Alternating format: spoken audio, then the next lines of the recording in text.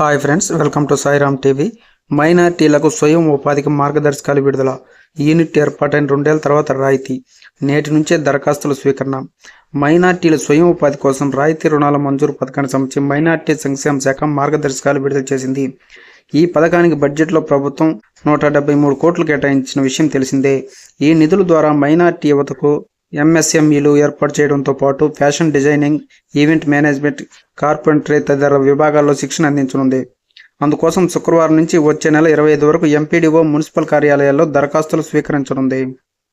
లబ్ధిదారులు ఎంపిక చేసుకున్న యూనిట్ ఏర్పాటయ్యే మొత్తాన్ని మొదట బ్యాంకులు విడుదల చేయాలని పేర్కొంది.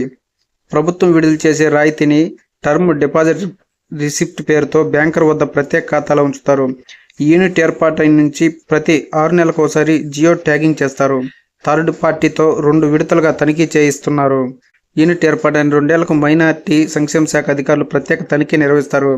అప్పటికి లబ్ధిదారుడు బ్యాంకు నుంచి తీసుకున్న మొత్తానికి నెల వాయిదాలు సక్రమంగా చెల్లిస్తున్నారని నిర్ధారిస్తే రాయితీని అతని లోన్ ఖాతాలో మళ్లిస్తారు. రాయితీ ఏ విధంగా వర్తింపంటే 1 లక్ష నుంచి 8 లక్షల వరకు వ్యయంతో యూనిట్ ఏర్పాటుకు ప్రభుత్వం రాయితీ రుణాలు అందించనుంది.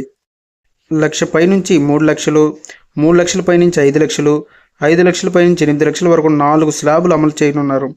మొత్తం యూనిట్ వ్యయంలో ప్రభుత్వం 50% రాయితీ అందించనుంది. మిగతా మొత్తాన్ని బ్యాంకుల ద్వారా రుణంగా ఇప్పించనుంది. అయితే కొన్ని స్లాబుల్లో రాయితీ కేటాయింపులకు గరిష్ట పరిమితిని విధించింది.